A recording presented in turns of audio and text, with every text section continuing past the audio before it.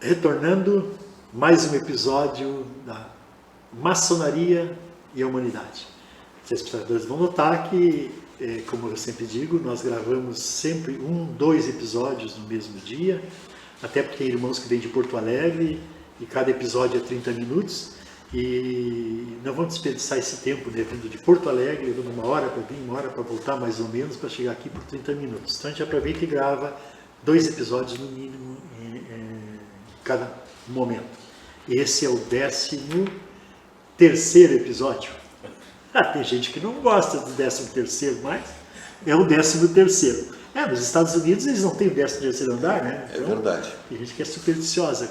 Nada a ver com o partido político, viu? É superstição com o número 13. Já bem claro que os Estados Unidos não tem. Não tem os andares. Não tem, né? Mas no episódio anterior, estava com a palavra o nosso irmão Marco Antônio Mariotti. Nós estávamos falando sobre o mal maçom. Então vamos terminar esse assunto para nós passar para outro. Mas você pode dar uma continuadinha no que você estava comentando no episódio anterior, né? Eu estava falando sobre a sondagem da alma humana. Eu acho que foi assim que eu concluí o anterior, isso, né? Então, retomando, a gente muitas vezes tem uma ideia sobre uma determinada pessoa ou imagina ver, como um exemplo, eu citarei até, a propósito disso, um irmão nosso que é ainda, né? Policial militar, ele deve estar reformado agora. E ele sempre adentrava onde eu trabalhava, lá eu trabalhava no banco na época, era o meu anjo da guarda, até o Marcelo Machado, na época nos supervisionava em termos de segurança, e ele dizia o seguinte, um dia nós conversamos e ele se mostrou bastante triste, assim, né? Eu disse, o que foi, Marcelo, né? Tu tá com essa cara? Ele, hoje é mais um dia de trabalho, e a gente levanta pela manhã e vai trabalhar, e nunca sabe o que vai acontecer durante o dia, uma função de policial militar como eu estou, né? E eu pergunto, mas como assim? Ele, às vezes, quando a gente sai e encontra pessoas, amigas da gente, bem referenciadas, que fizeram barbaridades, diz ele. Então tu começa a ficar em dúvida sobre questionar as tuas amizades, como tu vai olhar os teus amigos, quando tu vê que um amigo, eventualmente, que era uma pessoa de extrema confiança e querido, fez uma barbaridade por uma paixão, um outro motivo qualquer. Então a gente muitas vezes se torna pensativo em relação à sondagem da profundidade do comportamento humano. É uma coisa que eu achei muito complicada, filosófica, eu diria até, né? Mas é muito bonito e serve para a gente sempre aprender a discernir, né? O bem e o mal. Qual é o nosso caminho? Por mais que, essa parte, por mais que se selecione, que se cuide, que se faça a sindicância, o ser humano que parece ser previsível não é. Né? Não é. Até porque ele é racional. Então ele não é uma pessoa previsível. Sofre mutações. Temos problemas em todos os segmentos da nossa sociedade. Se fosse num determinado, mas não é geral. Em qualquer área sempre tem. Então está explicado para os telespectadores por que existe o mal maçom, como existe também maus profissionais nas suas áreas, né? O ser humano é assim, o maçom, eu diria... Eu diria até filosoficamente que agora não me recordo o filósofo, mas ele diz que o homem é fruto do meio, do ambiente. O ambiente faz o homem, é uma teoria filosófica. E essa tese maçônica é um ambiente, nós estamos falando de um ambiente. E são vários outros ambientes. E, como se falou aqui, todas as organizações possuem suas regras e seus princípios e filosofia. Cada instituição, por exemplo, quem foi militar deve, com certeza, ter jurado perante a bandeira, por exemplo. Quem foi funcionário público também fez o seu juramento, também foi admitido e prometeu, sob princípios positivos, de fazer o seu melhor na sua função. Todos nós, em tudo que é organização. E a maçonaria não não é nem um pouquinho diferente, é muito mais até, eu diria, muito mais incisiva a questão das suas regras. O maçom, ele faz seu juramento de cumprir as suas leis e é sobre as penas dessas regras que ele passa a conviver, né, fraternalmente com os demais integrantes da sua loja, do seu grupo, etc. E até universalmente, o mundo inteiro, né? Quem teve a oportunidade de visitar alguns países, outros do mundo, e viver essa situação, vai perceber que é exatamente isso, é uma integração universal. A maçonaria, ela integra o globo terrestre todo. Perfeito. Lembrando sempre então isso, né? O maçom é isso aí, existe, vai existir, né, sempre, mas por mais que a gente selecione, né? Enfim. Mas vamos dar uma notícia aqui, tem pessoas se sentindo assim, nós falamos de um episódio anterior, mas eu gostaria de tocar nesse assunto de novo, porque a maçonaria, vamos dizer assim, raiz da maçonaria em si, ela não aceita a mulher, e tem mulheres que se preocuparam com isso, né? Então, nós vamos agora comentar o porquê, mas eu quero lembrar as mulheres e nós vamos sentir isso aqui, que o mesmo candidato a entrar para a maçonaria, a mulher dele, a esposa, a companheira, terá que concordar, porque a maçonaria não quer, justamente, quer manter a unidade familiar, então é importante que a companheira permita, senão ele não entra, né? Então veja o valor da mulher. E lembrar que para nós, né, a mulher em si era tão divina que se metade do mundo fosse de mulheres, veja bem, se metade do mundo fosse mulheres, nós temos consciência que a outra metade seriam filhos delas, inclusive nós maçons. É mais ou menos isso para ter uma ideia. Para esclarecer. Esclarecido. Mas eu gostaria que tocasse um pouco sobre esse assunto, porque existe algumas ramificações aí que existem mulheres, né? Então, deixar um pouco esclarecido, porque ficou algumas dúvidas com os telespectadores sobre a participação da mulher como mulher maçom. Começamos pelo irmão aqui, Mariotti, depois vamos lá e... Eu penso que, historicamente, a mulher sempre foi relevada a um segundo plano, se pensarmos. Historicamente, se utilizava muito a força para fins de trabalho braçal, coisa, e a mulher era a que resguardava o lar, que cuidava da casa e a mantinha aquilo que era provido pelo homem. Historicamente falando, claro, né? Nos dias de hoje, lá vão, eu acho que eu diria aqui 100 anos, 200 anos talvez, lá dos anos 1800 para cá, que a mulher começou a ter uma projeção, e no Brasil bem depois disso ainda. Ainda a sociedade é machista, né? Ainda é machista, eu tenho essa ideia.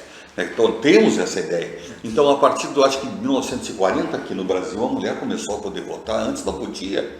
A gente pensa, é um absurdo completo, mas a filosofia de vida antiga é assim. As famílias tinham bastante filhos, porque uma família com bastante filho era uma família próspera, bastante preferencialmente masculina ainda, para trabalho braçal. Então, se pensar assim, por este motivo a mulher foi relevada, eu não digo a um segundo plano, mas a preservação do lar, que é a essência da nossa... Se olhar para outro ângulo, ela foi preservada ao primeiro plano. Exatamente, a essência da nossa história é a família. A família é representada pela mulher, os homens trabalhando e as mulheres cuidando das casas, né? Nos dias de hoje, entretanto, já existem algumas associações paramaçônicas, a maçonaria como tal não a reconhece, como o próprio irmão Francisco falou em um outro programa, que a maçonaria é antiga e mantém, né? Então, o que acontece? Ela se reporta a preceitos antigos. A maçonaria ainda é muito, digamos, arcaica não, porque é a filosofia. Mas conservadora. Conservadora, exatamente, o Mano ajudou bem. Então, como tal, né, a mulher não faz parte e não permite que ela participe, né? Só de homens livres. Eu acredito que em algum futuro, não muito longe daqui, exista a maçonaria feminina como tal, e eu acho razoável, e eu até penso que se deva permanecer como a nossa maçonaria masculina e a maçonaria feminina. Até porque naquelas entidades e associações que envolvem homens e mulheres, já se retornam os enquadramentos de paixões e coisas que é natural do ser humano possam ocorrer. Então, eu acho justo que exista a maçonaria masculina como tal e que venha a existir a maçonaria feminina. Perfeito, obrigado. Vamos ver a opinião do... É muito importante e interessante o assunto. Eu vou fazer duas referências. Uma é o surgimento da maçonaria da Inglaterra, como monarquia. Eu já me referi a isso. E recentemente, a história recente, nós tivemos a Rainha Elizabeth. A Rainha Elizabeth era chefe de Estado, né? Ela tinha um poder total sobre o Estado inglês, né? Não o político, mas sobre o mando monárquico da Inglaterra.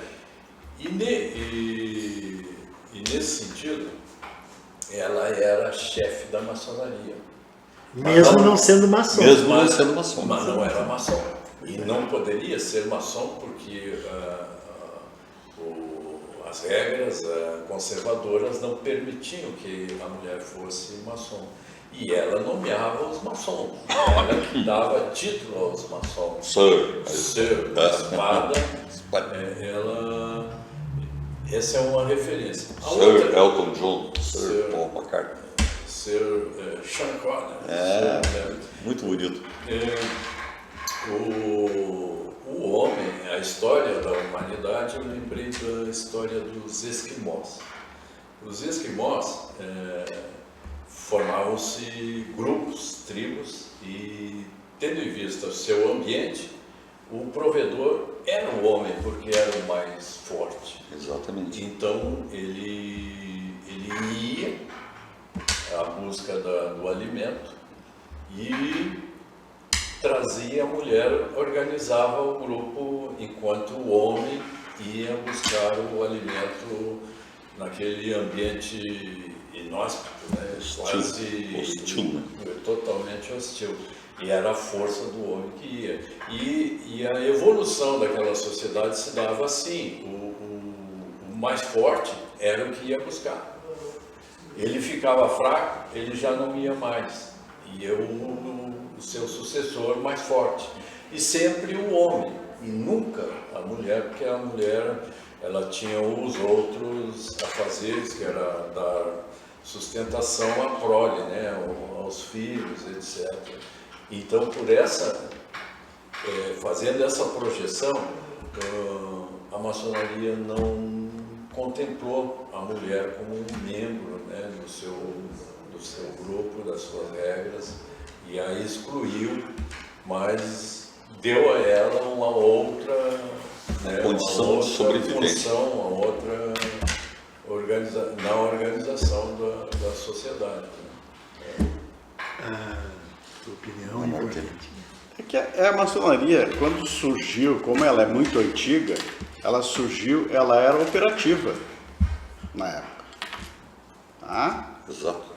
Que veio em 1727, é que ela veio alterar, e daí os operadores que criaram, pelo tudo que nós estudamos, tá? Eram os construtores. E não haviam construtores mulheres. Na história a gente não vê isso registrado. Então vem aí a história, ela era operativa, então tinha que ser braçal, tinha que ser... E a mulher não estava contemplada. E como nós já falamos, está aí, que hoje, tanto as leis que regem são os landmarks, tá? E a Constituição de Anderson. E nós não vimos nada, mudou. Mudamos regulamentos internos, os estatutos e coisas, mas assim, mas não foram mudados os princípios da maçonaria, que persistem até hoje. É verdade. Tá? Tanto que tudo o que existe de associações que as mulheres podem participar, tem, mas são à margem. São à margem. Quanto tempo isso ainda vai durar, nós não sabemos. Mas a maçonaria ela foi constituída assim e pelo senso conservador que ela tem.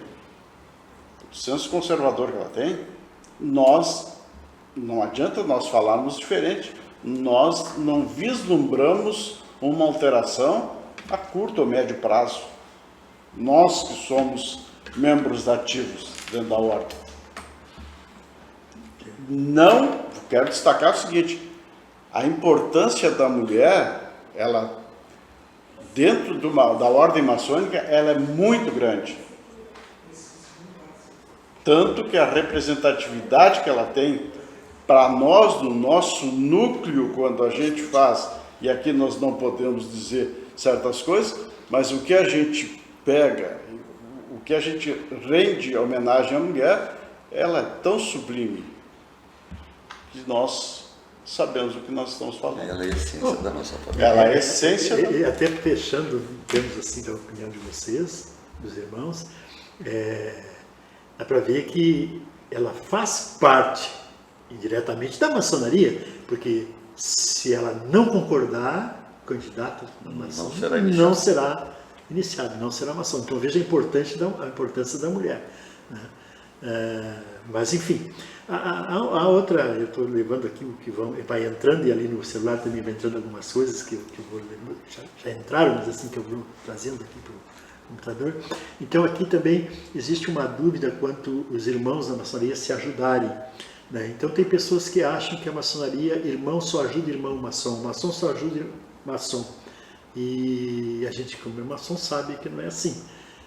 Apenas a maçonaria, por ser discreta, ela não sai cantando aos quatro ventos do que ela faz. Mas a gente que conhece, né? E eu sempre procuro olhar o balanço da maçonaria anual, o que é doado da maçonaria para hospitais, o que é, né, de remédio, de equipamento, enfim, né, cirurgias que são promovidas para a maçonaria, que não são só para maçons, né, então é importante. Mas eu gostaria que os irmãos falassem sobre isso, até porque num dos episódios eu comentei, e aí as pessoas também tocaram nesse assunto, eu sempre disse que o maçom, ele é um anjo de uma asa só.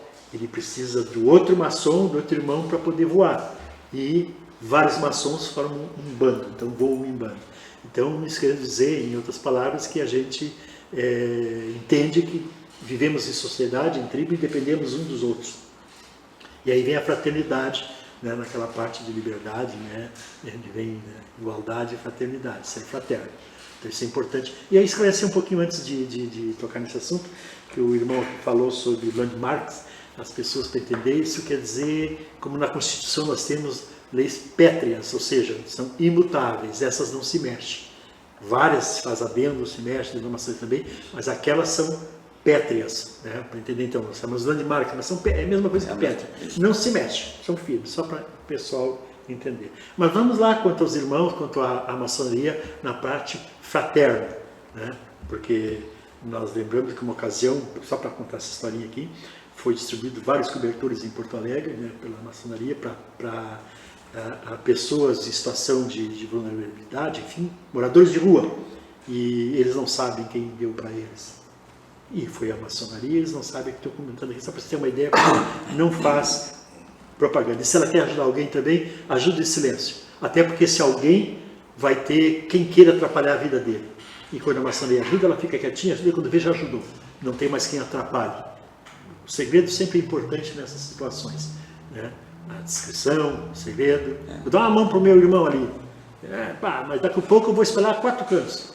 Ele vai ter opositores que vão atrapalhar, vai se tornar mais difícil dar uma mão para ele. Se eu fizer quietinho, numa boa, quando vê o irmão já está lá na posição que ele sonhou. Mas vamos tocar um pouco nisso, fraternidade. Vamos começar com... Muito importante e muito interessante. O candidato, o maçom, quando ingressa, quando ele é admitido, ele faz alguns compromissos, alguns juramentos.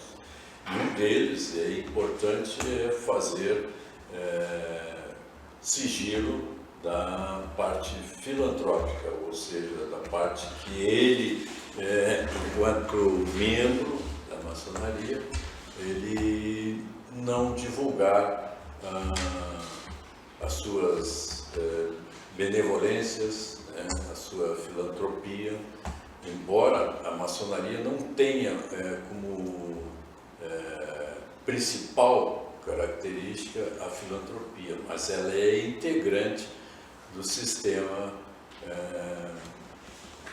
fraterno, a filantropia, fazer o bem sem olhar a quem, sem ter qualquer expectativa de retorno. Não, isso é regra e é comprometimento do candidato quando ingressa na maçonaria. É importantíssimo essa parte.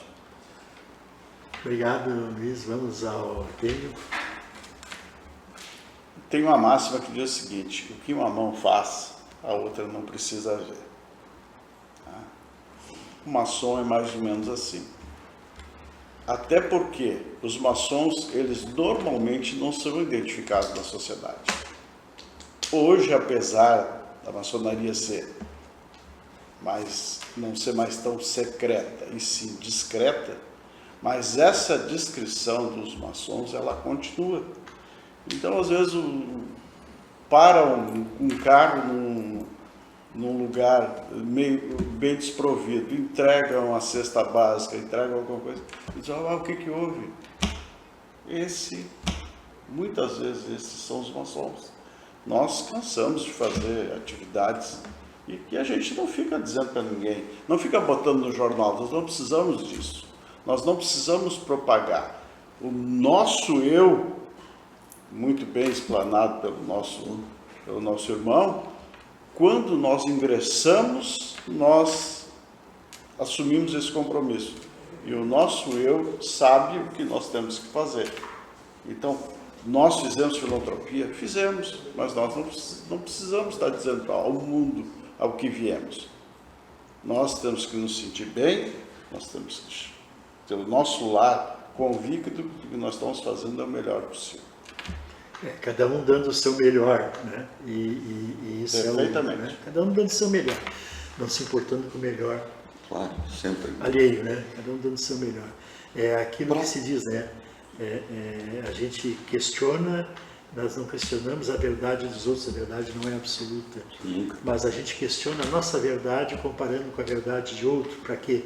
Para que podemos aproveitar aquilo, né? E daqui a pouco a verdade de outro nos ensina, nós alteramos um pouco a nossa verdade. Mas vamos continuar A nossa loja, para que conste, a nossa loja aqui em Montenegro é uma associação filantrópica, não pode ter lucro nem prejuízo. Então, enfim, as nossas doações ou ajudas que a gente faz por uma outra conta que se chama Fundação São João, a gente instituiu, e ali são recolhidos os valores e repassados. Por exemplo, nessas enchentes que houveram no ano passado, a gente conseguiu, até via Grande Oriente, unindo todos os irmãos do estado do Rio Grande do Sul, repassar cozinhas, colchões, muitas coisas, e com grande, digamos, agilidade. A gente procurou sair o mais rápido possível, porque quando houve o evento, quando aconteceu a enchente, as pessoas estavam desprovidas de tudo, a gente teve que ajudar, né? Então, a ideia sempre da maçonaria é essa, é ajudar. Se a gente pode, a gente recolhe, repassa, né? E em nome da fundação ou de um terceiro, ou do Grande Oriente, que é a central da nossa loja em Porto Alegre, que é do estado do Rio Grande do Sul, né? Então, eles nos repassaram muita coisa, a gente ia buscar, foi entregando, deu trabalho, a gente teve que correr atrás, mas ajudou muita gente. Isso, a gente fica gratificado por poder fazer isso. Uma outra coisa que eu acho que foi a essência da pergunta: e os irmãos se ajudam? Tu não ajudaria o teu irmão? Somos uma família, né? Tu não ajuda qualquer um que precisa, o meu irmão está mal, vamos dar ele está com depressão, vamos ajudá-lo. Ele está financeiramente, vamos emprestar um dinheiro para ele, se possível, né? Claro que quando a gente empresta e espera que retorne alguma coisa, porque ninguém, né? neste caso de empréstimo. Agora, fora isso, a gente sempre tem o lado da caridade. É esse o objetivo da gente nos unirmos, né? de se reunir e estar unido, né? A gente junto consegue fazer uma coisa melhor, ajudar mais pessoas dentro do possível. Não precisa saber quem, uma mão não precisa saber o que a outra, né? Aquela máxima que o nosso irmão Artemio passou. Então, eu acho que podemos concluir, eu acho que eu posso concluir assim, né? Muito bom que a gente consiga poder fazer isso. Isso gratifica muito a pessoa. Como disse o irmão Luiz, né? O França, não é só caridade a maçonaria. O principal, a função da maçonaria é justamente a evolução do ser humano. O ser humano evoluir, se tornar uma pessoa melhor. E se cada um fizer a sua parte, cada maçom procurar evoluir, se tornar melhor, ele também vai tornar melhor o ambiente onde ele vive, e assim vai ser na família dele, vai ser na cidade dele, vai ser no estado dele, enfim. E é essa a finalidade principal da maçonaria, é nos tornarmos humanos melhores, mais evoluídos. Mas enfim, nós estamos com os minutos quase que contados, né? Então vamos deixar o irmão falar um pouco. Passa muito rápido. São 30 minutos, né, de cada episódio. Mas até para não se tornar maçante também para quem está lá do outro lado escutando, a gente procura evitar também a palavras mais técnicas, mas não, aqui a gente fala o português bem claro, é para todos, principalmente para quem não é maçom que está nos assistindo, essa é a finalidade desse programa. Deixa eu então aproveitar e dizer de novo, senão vão brigar comigo, eu não vou poder comer minha pizza da Nápoles, né? Aliás, o Ariandro Madres, que é um dos sócios da franquia, nos prometeu, eu estou cobrando aqui, porque ele assiste esse programa depois, gravado, mas que ele vai trazer pizzas da de Nápoles para nós saborearmos aqui durante a gravação. E isso é importante. É o nosso patrocinador. É maravilhoso, né? É o nosso patrocinador, então, é Pizzas de Nápoles, franquia, é através de delivery, né? Montenegro tem mais 26 pontos aqui dentro do estado, enfim, né? E realmente não é porque está patrocinando, mas quem já saboreou uma pizza da de Nápoles sabe. E eu vou repetir, a borda dobrada, recheada é sensacional. Mas vamos continuar então. Aproveitando então a oportunidade. Nós já vamos se despedindo aqui. Agradecer ao telespectador, aos colegas da mesa, o irmão Florencio, que apresenta o programa, a oportunidade de poder falar alguma coisa, contribuir para o conhecimento e dizer que a gente procura, neste momento, utilizar uma linguagem própria do telespectador, do leigo, né? Em termos, assim como tudo que é organização tem a sua linguagem, tem a até talvez o seu idioma, né? Suas peculiaridades, e nós maçons temos. Então falamos às vezes com alguns símbolos, né? Que é difícil de entender para o leigo, mas a gente procura aqui falar bem claro, bem transparente, na linguagem comum. Muito obrigado. Perfeito, já se despede Artemio. Obrigado a todos pelo tempo que dispensaram a nós. Nós aqui temos que cuidar, porque às vezes nós temos que medir palavras, porque nós temos que continuar mantendo a descrição na maçonaria. Agradecer a parceria de todos, o nosso mediador Florencio e o nosso irmão Mariotti. Agradecendo já também a participação no programa aqui, agradecendo aos irmãos, né? E realmente a gente é assim mesmo, é muito bom a gente poder explanar a todos, né? Qualquer dúvida, continue nos passando, a gente certamente terá um imenso prazer em responder. Agradecer a de lá, porque a gente patrocina, o programa muito bom. Somos os clientes. Terminando mais um episódio, 13º. Né? Então, veja bem, 13º, já para aqueles que são supersticiosos, já foi. Pessoal, muito obrigado pela participação. Compartilhe depois esse vídeo, compartilhe é importante que as pessoas cada vez mais percam essa essa coisa de pensar que a maçonaria é do mal, essa ficar preocupado com a maçonaria, pelo contrário. Até o próximo episódio, se Deus quiser.